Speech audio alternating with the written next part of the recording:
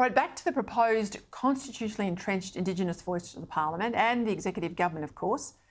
Now, it's a fact that Indigenous people were here first and should be honoured as the first Australians. And it's a pity that our constitutional founders didn't acknowledge that fact somewhere in our nation's key document.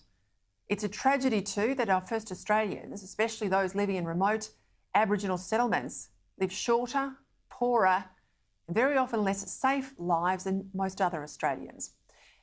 But the obvious need to listen to Indigenous people, like governments should listen to everyone whose lives are impacted by the decisions they make, doesn't mean that Indigenous people should have their own special voice in a way that no other Australian does. That was the big problem with the Shadow Minister Julian Leese's speech today to the National Press Club. He said that the coalition supported special Indigenous voices at a local and regional level, when the whole trouble with Indigenous policy is that it's long proceeded on the basis that Aboriginal people are different from everyone else. In all things that should matter to government, they're not different. Aboriginal people deserve rights, dignity and, yes, recognition, but not special treatment. We should all in Australia be equal before the law. And that's what's wrong with the voice proposal.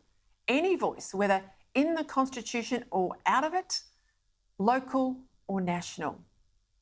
And that's what's wrong with the Liberal Party right now. And far too much, they're not an alternative to Labor, but more of an echo.